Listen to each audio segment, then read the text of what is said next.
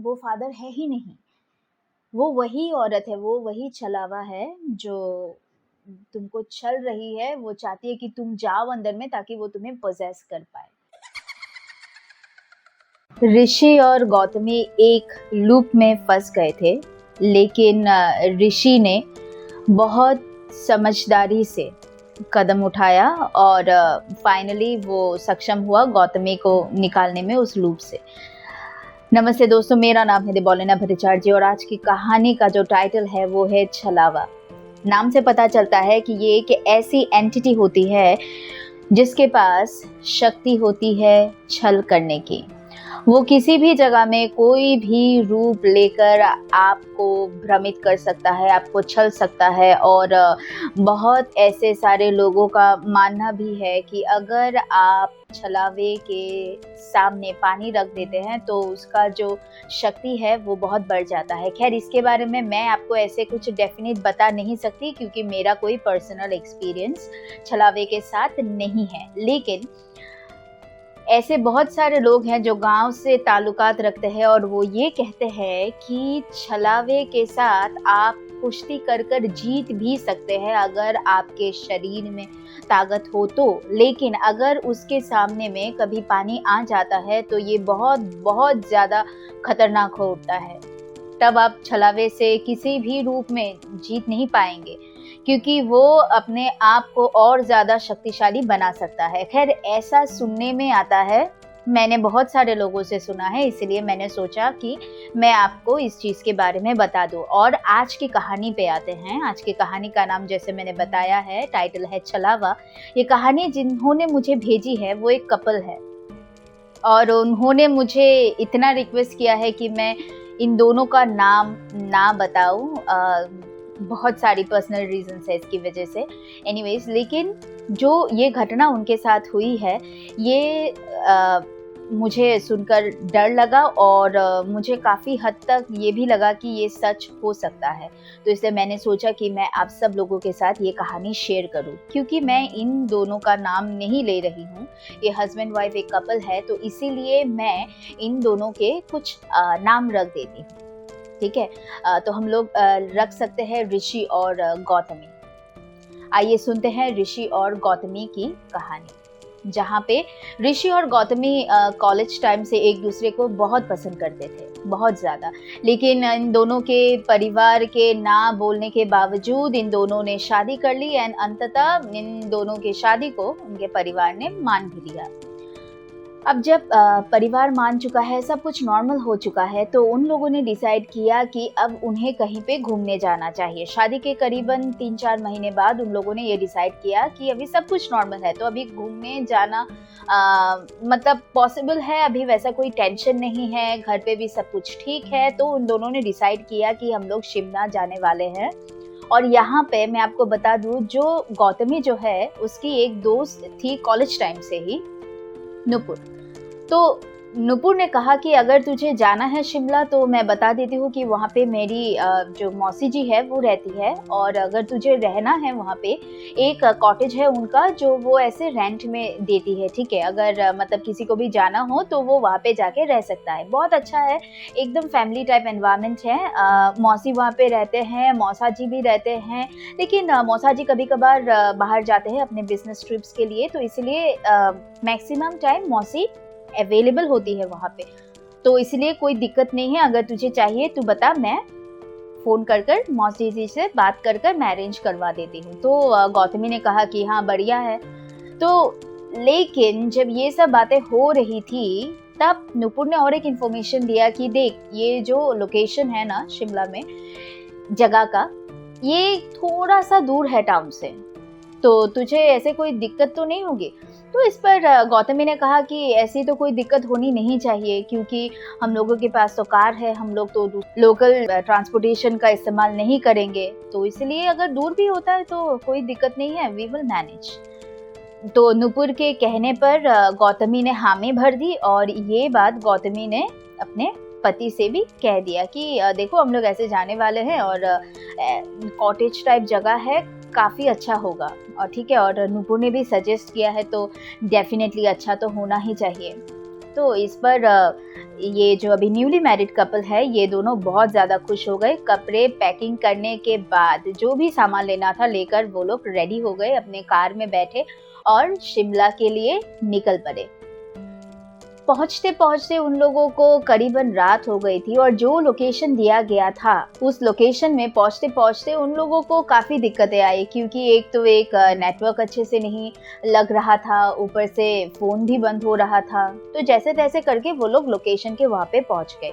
पहुँचने के बाद वहाँ पे मौसी जी थी। मौसी जी ने उन दोनों को पहचान लिया और रोहन और गौतमी दोनों अपने कमरे में चले गए और कमरा बहुत ही सुंदर था। गौतमी ने मुझे जब कहा था तो उसने मुझे डिस्क्राइब किया कि कमरा एकदम पुराने जैसे घर होते हैं ना, बहुत सुंदर, एकदम वुडन फर्नीचर, बहुत बड़ा एक घड़ी और एक बहुत पुराने ज़माने का एक लैंडलाइन भी था जो कि काफ़ी अट्रैक्टिव था। गौतमी ने 4-5 फ़ोटो तो उस फ़ोन की ही ले ली। खैर, पहली रात उन लोगों की अभी बहुत अच्छे से गुजर रही थी फिलहाल तो, लेकिन वो दोनों काफ़ी टायर्ड भी थे। लास्ट में ऋषि ने सोचा कि अभी मम्मी पापा को फ़ोन कर बता देना चाहिए कि फाइनली हम लोग आ चुके हैं यहाँ पे और कोई दिक्कत नहीं है हम लोगों को। तो जब वो लोग फ़ोन निकाल कर बातें करने वाले ही थे कि दोनों ने नोटिस किया कि किसी के फ़ोन में भी नेटवर्क नहीं था। बहुत अजीब है। दोनों ने ये बात नोटिस की कि किसी के फ़ोन में भी नेटवर्क नहीं था, लेकिन जब वो लोग यहाँ पे आ रहे थे, जब इनफैक्ट घर के कंपाउंड में भी थे तब भी नेटवर्क था।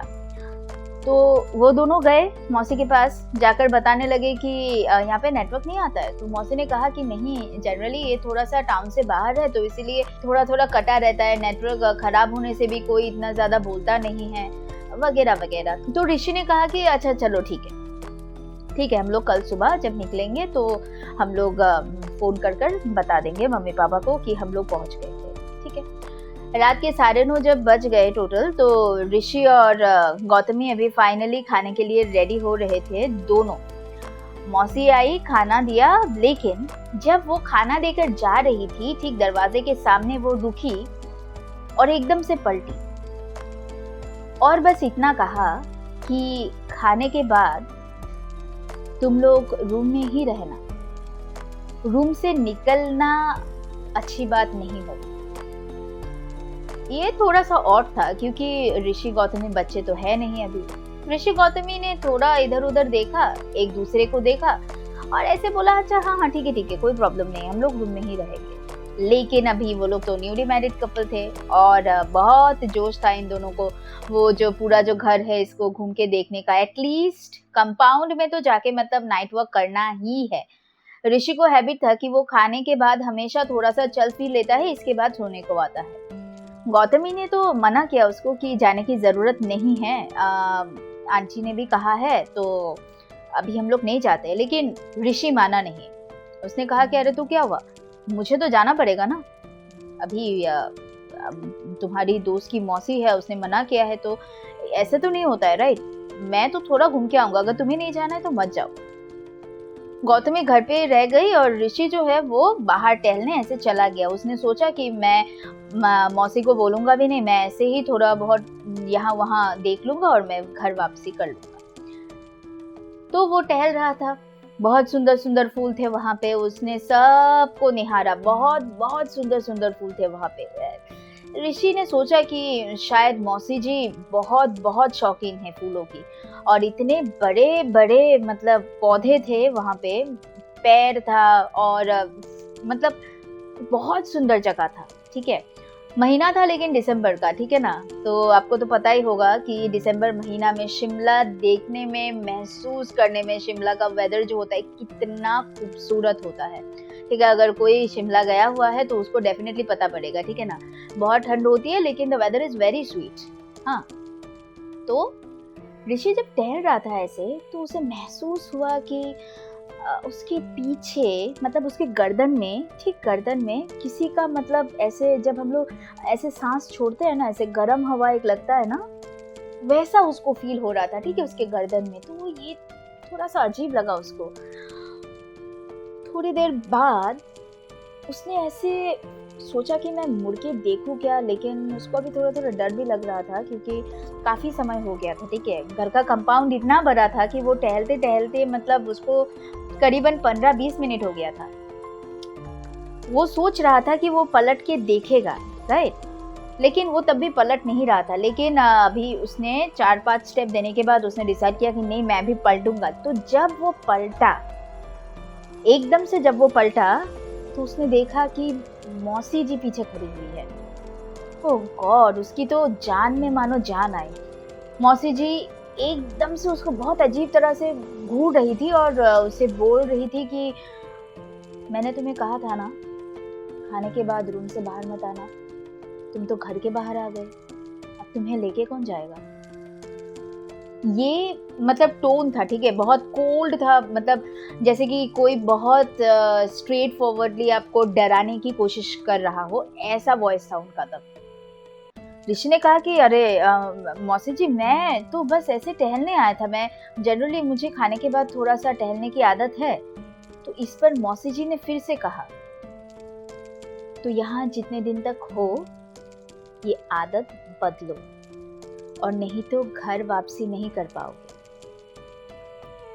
ऋषि को ये सुनने के बाद थोड़ा सा गुस्सा आया, ठीक है, लेकिन उसने कुछ रिएक्ट नहीं किया, यही सोचकर कि आखिर ये गौतमी की दोस्त की मौसी है तो उन्हें रिस्पेक्ट करना चाहिए, नहीं तो बाद में बहुत प्रॉब्लम हो सकती है, राइट।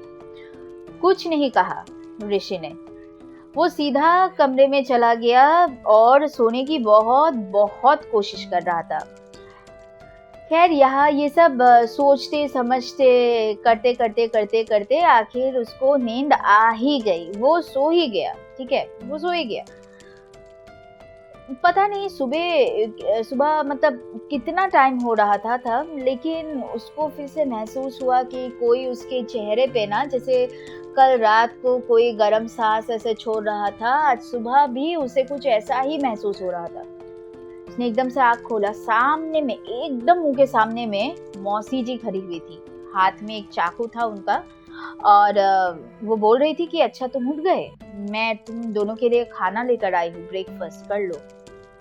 ऋषि को तो थोड़ा सा अजीब लगा, लेकिन उसने फिर से सोचा कि भाई मुझे अच्छा नहीं लग रहा है यहाँ पे, गौतमी उठेगी तो मैं बोलूँगी यार हम लोगों को मतलब होटल में शिफ्ट करना है, मुझे यहाँ पे ये औरत अच्छी नहीं लगती है। तो जब मौसी जा रही थी ना और ऋषि एकदम से पलटा गौतमी को मतलब बुलाने के लिए कि उठ जाओ, तो मौसी जाते जाते जाते दरवाजे के सामने रुकी और पूरा शरीर तो नहीं घुमाया, लेकिन सिर्फ सर को ना मतलब ऋषि की ओर करते हुए बोली कि अगर तुम सोच रहे हो कि तुम यहाँ से चले जाओगे तो ऐसा नहीं होगा, ठीक है, तुमको यहीं पे रहना है और अभी तो फिलहाल जाने की बात सोचो भी मत। और एकदम से बहुत अजीब तरह से वो मुस्कुराई और मतलब वो चली गई। ये देखने के बाद ऋषि को इतना डर लगा, तो उसने सोचा कि मैं अभी फिलहाल तो गौतमी से कुछ कहूंगा नहीं, क्योंकि इसकी तो ऐसी ही फटती थी हमेशा गौतमी की, मतलब उसका यही ख्याल होता था यार ये तो बहुत डरपोक है, मैं इससे अभी कुछ कह नहीं सकता। गौतमी जब उठी उसने ब्रेकफास्ट किया और इसके बाद उन दोनों ने डिसाइड किया कि हम लोग घूमने जाएंगे बाहर, ठीक है। ऋषि ने तब डिसाइड किया कि मैं अभी जब जाऊंगा गौतमी के साथ घूमने बाहर तब मैं इसको बोलूंगा कि क्या क्या हुआ, ठीक है ना। तो वो लोग एकदम से तैयार हो गए, पूरी तैयार, एकदम पैक्ड, और गौतमी अभी उतर रही थी सीढ़ियों से नीचे, उसको जाना है ना, तो वो सीढ़ियों से उतर रही थी। तो उसका पैर पता नहीं कैसे मतलब फिसल गया और इतनी बुरी तरह से वो गिरी सीढ़ियों से कि मानो मतलब उसने कहा कि मैं अब हिल ही नहीं सकती यहाँ से, पता नहीं मैं कैसे गिर गई, मैंने तो फ्लैट्स लगाया था बस, और ये सीढ़ियों से गिरना ये बहुत ही मतलब ऐसे लग रहा था कि जैसे कि किसी ने मेरा पैर ऐसे पकड़कर मोड़ दिया हो इंटेंशनली। ऋषि को कुछ समझ में नहीं आ रहा था ये सब गोल गोल बातें। उसने कहा कि ये गौतमी ही केयरलेस होगी, अभी मतलब कुछ भी बोल रही है, मोड़ दिया होगा। खैर उस दिन का प्लान तो पूरा कैंसिल हो गया। तो जब ऋषि ने मौसी जी को कहा कि आपके यहाँ पे कोई डॉक्टर्स अवेलेबल होगा, तो मौसी जी ने कहा कि नहीं, ये तो बहुत दूर जगह है, एक काम करो, तुम जाओ, ठीक है, तुम जाओ, सामने में देख के आओ डॉक्टर्स है कि नहीं, लेकिन आई डोंट थिंक तुम्हें डॉक्टर्स मिलेगा कोई ऐसा, शाम तक रुको, मैं देखती हूँ कुछ, ठीक है। लेकिन अभी तक उन दोनों के मोबाइल में नेटवर्क आया ही नहीं, ये भी बहुत अजीब था, राइट। खैर ऋषि और गौतमी अपने कमरे में थे। ऋषि अब इतना डर रहा था, मतलब अंदर ही अंदर में वो इतना डर रहा था, क्योंकि उसको वो मौसी की बात याद आ रही थी ना कि तुम लोग यहाँ से जा नहीं सकते, जितना दिन यहाँ पे रहना है यहीं पे रहना होगा, ऐसा कुछ मतलब उसके दिमाग में वो चल रहा था रोटी। तो उसने फिर से सोचा कि मैं गौतमी को बोलूंगा कि मेरे साथ ये सब हुआ। करते करते वो गौतमी को बुलाने ही जा रहा था कि उसने नोटिस किया कि गौतमी सो गई। ऋषि ने कहा कि अच्छा चलो ठीक है, दर्द बहुत हो रहा होगा, अच्छा है वो सो गई। लेकिन अभी उसने एक चीज नोटिस किया कि गौतमी का जो पैर है, जो पैर मुड़ा और जिसके कारण वो गिर गई, वो पैर ना और ज्यादा मुड़ रहा है। मतलब मैं आपको अगर बताना चाहती हूँ तो जो एंकल का जो एरिया है, ठीक है, वहां से गौतमी का पैर मानो एकदम से मुड़ रहा था, और ये चीज ऋषि के आंखों के सामने हो रहा था। ऋषि वहां पे चिल्लाने की कोशिश तो कर रहा था, लेकिन उसके मुंह से मतलब आवाज नहीं निकल रही थी। वो बहुत जोर जोर से चीखने की कोशिश कर रहा था, लेकिन उसके मुंह से आवाज नहीं निकल रही थी। इधर में गौतमी एकदम से आंखें खोलती है और उसकी आंखें जो है बहुत अजीब तरह से बड़ी हो जाती है, ठीक है। बहुत ही डिफरेंट था वो पूरा सिनेरियो। ऋषि वहां से दौड़ लगाता है, लेकिन उसको दरवाजा कहीं पे भी मिलता नहीं है। वो रूम से तो निकल जाता है, लेकिन मेन डोर जो है ना, घर का जो मेन डोर है, वहाँ वो वाला डोर उसको मिलता ही नहीं है। फिर वो क्या देखता है कि वो मौसी जी जो है वो गौतमी को मतलब ऐसे बालों से खींचकर मतलब बेड से उतार रही है, और गौतमी हंस रही है बस, ठीक है। वो कुछ रिएक्शन दूसरा नहीं दे रही, वो बस हंस रही है। और ऋषि तब मतलब वहां पे बेहोश हो गया। ये देखने के बाद वो बेहोश हो गया। कुछ टाइम बाद जब उसकी आंखें खुली तो उसने देखा कि वो एकदम मेन डोर के सामने में पड़ा हुआ है, और सामने उसका मतलब कुछ भी नहीं है, ना गौतमी है ना मौसी है, कुछ नहीं है। उसने मेन डोर खोला और वो एकदम से निकल गया। लेकिन जब वो कंपाउंड में पहुंचा ना, यहाँ पे बहुत एक अजीब चीज हुई उसके साथ। जब वो कंपाउंड में पहुंचा तो उसने नोटिस किया कि उस रात को, पहले वाले रात को, जो उसने देखा था कि कंपाउंड में कितने सुंदर सुंदर फूल है, इतना बड़ा मतलब इतने बड़े बड़े पेड़ पौधे हैं, इतना सुंदर बगीचा है, कुछ नहीं था वहां पे, कुछ भी नहीं था वहां पे। वो वहां से दौड़ लगाता है, दौड़ लगाते लगाते लगाते वो बहुत जोर से दौड़ता है, ठीक है, इतना स्पीड से दौड़ता है, लेकिन मानो कुछ चीज में उसका जो उसने मफलर लगाया हुआ था ना, वो मफलर मतलब कुछ चीज में लग जाता है, ठीक है। और पीछे मुड़कर जब वो देखता है तो पाता है कि वहाँ पे एक क्रॉस साइन लगाया हुआ होता है, और वहाँ पे बेनेडिक्ट डिसूजा कुछ लिखा हुआ होता है, राइट। नाम था बेनेडिक्ट डिसूजा, ठीक है। अच्छा, ये नाम भी मैं बदल के ही बोल रही हूँ, ठीक है ना। तो बेनेडिक्ट डिसूजा।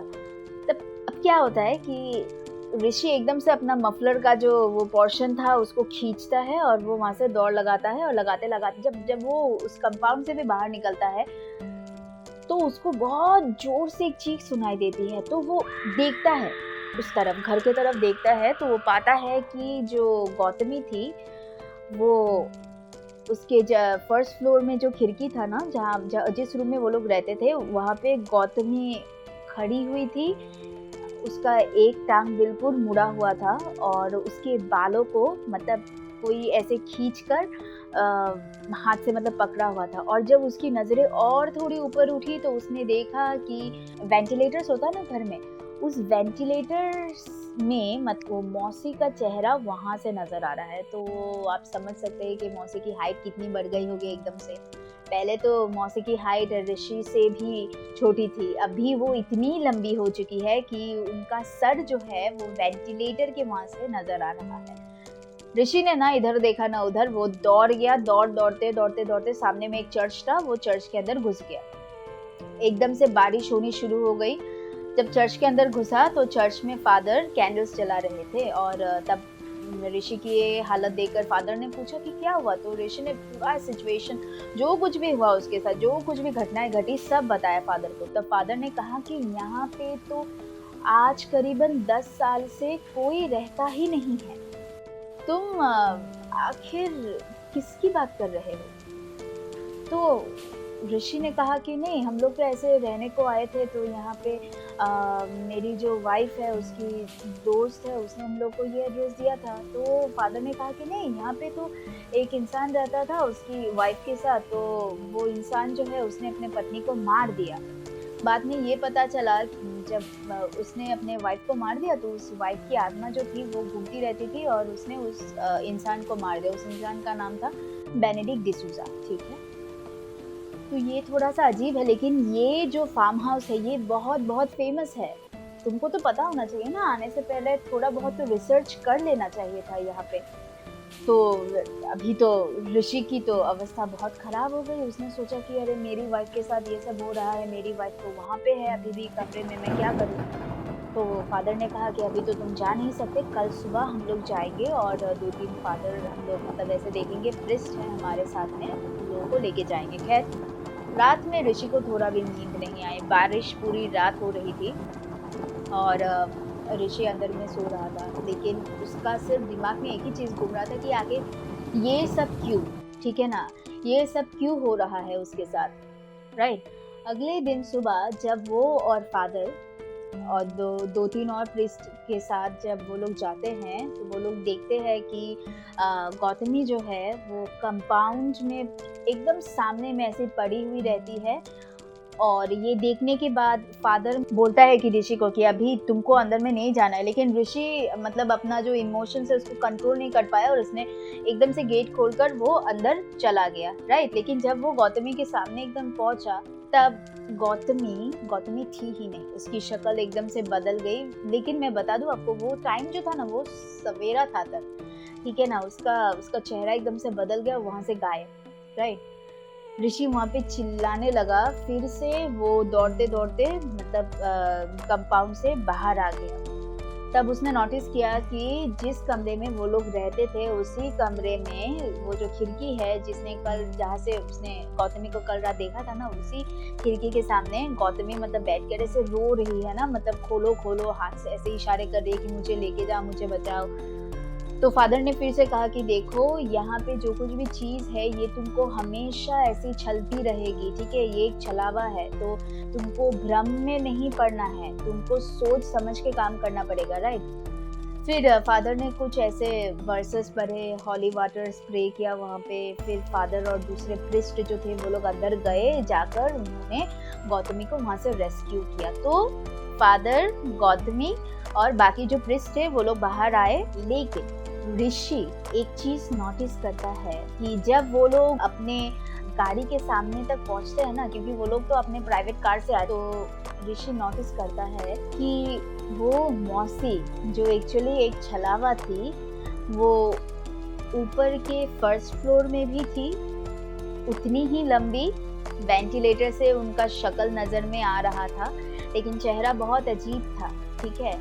और कुछ मिनट बाद नीचे वाले कमरे के मतलब खिड़की से वापस से औरत को मतलब देखा जा सकता था। कुछ समय बाद कंपाउंड की यहाँ पे वो ऐसे खड़ी होकर ऋषि और गौतमी की ओर देखकर वो हंस रही थी, ठीक है।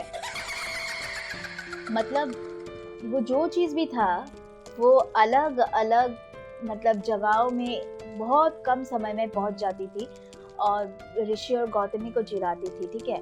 अभी जब ऋषि और गौतमी गाड़ी में चढ़ गए तो एकदम से देखा कि उनके साथ जो फादर आए थे, वो फादर अब कंपाउंड के अंदर है और वो ऋषि को चिल्लाकर बुला रहे थे कि मुझे बचा लो, मुझे बचा लो, राइट। लेकिन जब ऋषि मतलब कूद गया, वो गाड़ी से कूद गया कि मुझे बचाना है फादर को, तो जो 4-5 पृष्ठ जो थे उन लोगों ने कहा कि वो फादर है ही नहीं, वो वही औरत है, वो वही छलावा है जो तुमको छल रही है, वो चाहती है कि तुम जाओ अंदर में ताकि वो तुम्हें पोजेस कर पाए, ठीक है ना। तो वो एक्चुअली फादर है ही नहीं, फादर तो चर्च में गए हैं, वो तुम्हारे सामने से ही गए हैं, तुमको बताकर तुम इतने जल्दी कैसे इसके बहकावे में आ गए।